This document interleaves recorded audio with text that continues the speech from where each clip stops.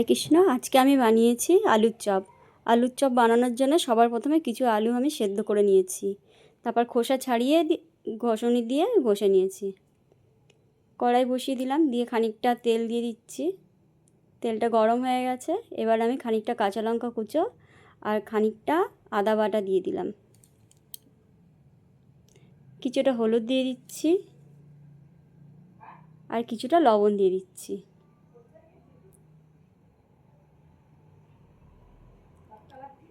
এবার আলু সেদ্ধটা আমি এর মধ্যে দিয়ে দিচ্ছি, দিয়ে ভালো করে নেড়ে নেব। আলুটা নাড়তে নাড়তে আমার অনেকটাই কমে যাবে, অর্ধেকটা মতন হয়ে যাবে।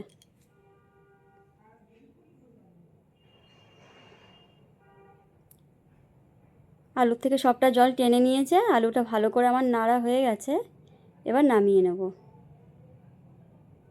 খানিকটা বেসন নিয়ে নিচ্ছি। বেসনটা নিয়ে আমি প্রথমে চেলে নেব।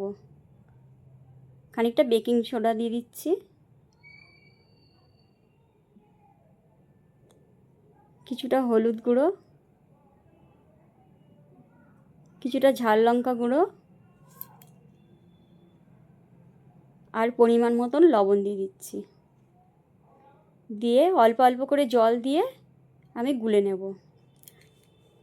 সবার প্রথমে আমি লবণ, বেকিং পাউডার এগুলো সব মিশিয়ে নিলাম, নিয়ে এবার অল্প অল্প করে জল দিয়ে গুলে দেব।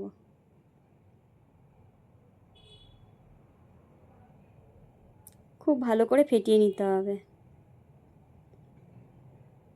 বেশি পাতলাও হবে না, বেশি ঘনও হবে না। আলুগুলোকে গোল গোল করে নিচ্ছি, নিয়ে তারপরে একটা থালার মধ্যে কিছুটা বেসন ছড়িয়ে দিয়ে এবার চ্যাপটা চ্যাপটা করে এর মধ্যে রেখে দেব। আলুর চপের মতন শেপ দিয়ে দেব। বেসনটা মাখিয়ে নিয়েছি থালায়, তার কারণ যখন আমি ওঠাবো তখন আর এগুলো ভাঙবে না, গোটা গোটাভাবে উঠে যাবে।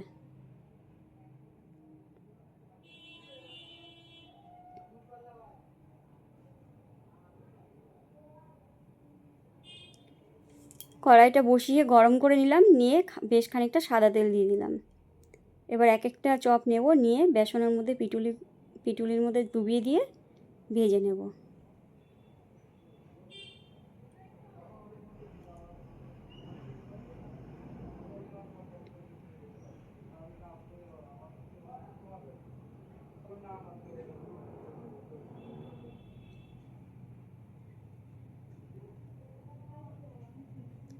ভালো করে ভেজে তুলে নিলাম, নিয়ে আরও চপগুলো ছিল সেগুলো আমি পরপর ভেজে নিচ্ছিলাম।